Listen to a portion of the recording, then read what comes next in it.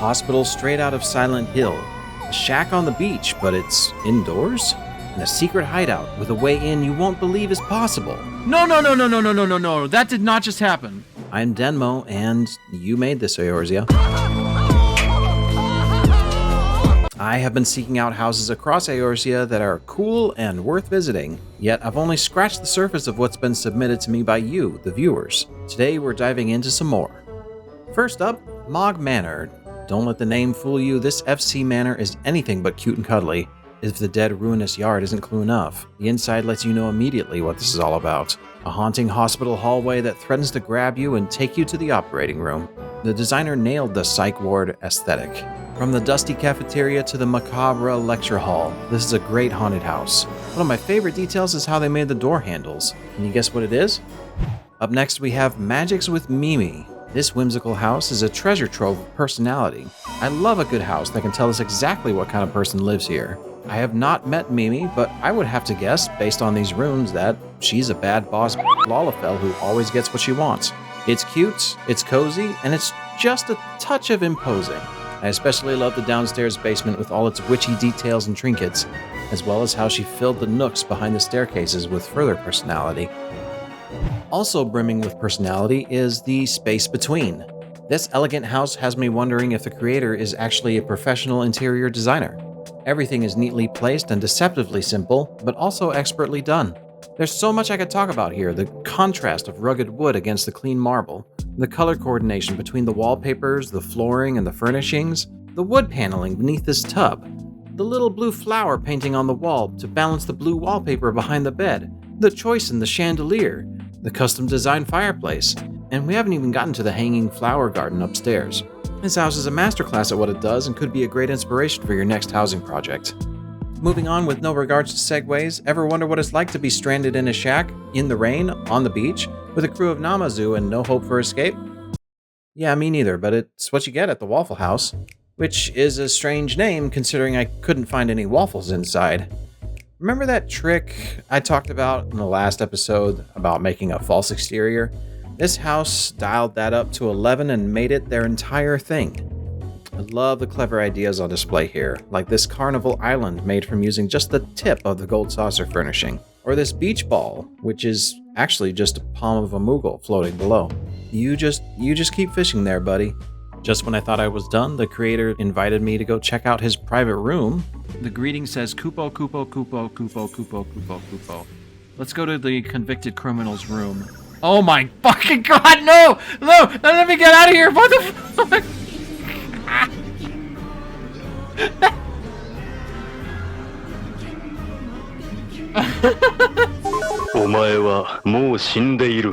And this medium plot in lavender beds called Khan's Hideout. And, well, it says in the notes, once you enter the house, sit on the shroom 4 times, and a path will open up, revealing a hidden cafe of sorts. 1, 2, 3. What the fuck? No, that did not just happen. Did you? Hang on. It moved. What is going on? Okay, this house blew me away. What the hell? How? Is this some kind of weird mushroom quantum glitch entanglement going on? The door opened just by sitting down. It's magic. I just can't. While I'm writing this, I was thinking I was going to leave the rest of the hideout as a surprise for you guys to come and see for yourself. Because honestly, you have got to come and try this out. But the hideout is just also incredibly magical. A cave-like tunnel leads you upstairs and reveals another house? Inside of a house? Houseception? I love this house. The mic stand with the wood stage, the little cafe, the dining area with backlit window blinds and the Moogle fountain, and the hidden bedroom loft above it all. This place is a dream. Absolutely go see it for yourself and leave a note in the guest book. Up next is the Crystaquarium, very aptly named, as this is an aquarium with a Crystaquarium theme. Each fish tank is a miniature of areas from the first. You can guess which is which just by looking, but in case you're extra not sure, there's portraits hanging above them. The way they're lit and presented is so fun and delightful, and they even contain fish from each zone. Speaking of aquariums, did you know that they make great mood lighting? This house uses aquariums as a cool blue backdrop to the house's furnishings, making for a dark, moody scene. I love the layout in this small too, utilizing as much vertical space as possible in a tight set of loft rooms. It's a very unique build and a good inspiration for those with apartments. But if that apartment felt too cramped for you, this next house, built in the void, literally raised the roof to make a steampunk studio apartment. It takes full advantage of the extra height with a loft that winds its way up the sides. And you can't have those bookshelf walls without adding a secret doorway to a grand bedroom. Another bedroom I found enchanting is the one inside Emma's Getaway.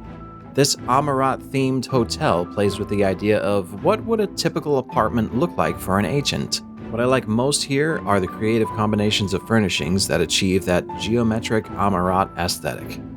The Enclave takes the Amarat stylings and mixes it with a bit of Doman stylings to create a unique and cozy space full of greenery and cherry blossoms. Inkmagination Studios caught me off guard with its colorful lofts and playful paint sets. The owner of this house probably can't wait to play Pictomancer. Midnight Mansion sports an impressive kitchen as well as a few secret chambers, but I can't get over how ridiculously extravagant the bathroom downstairs is. Speaking of baths, the last house I'll talk about today is Honwaka Onsen. This unassuming small plot has a very authentic onsen experience, with the lobby splitting into two separate changing rooms leading downstairs to the baths. This has everything you'd expect, including a snack bar and a sauna room at the end. That's all I'll talk about for today's episode, but these houses can speak for themselves.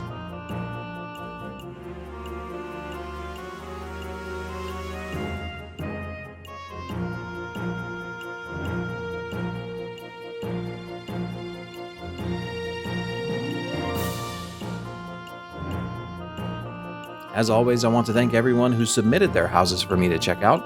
I've received well over 375 houses to visit to date, and that number keeps going up. If you've a place you'd like me to check out, check the links in the description. I'm also doing house tours every Sunday. Till then, this is Denmo. I make videos sometimes. See ya.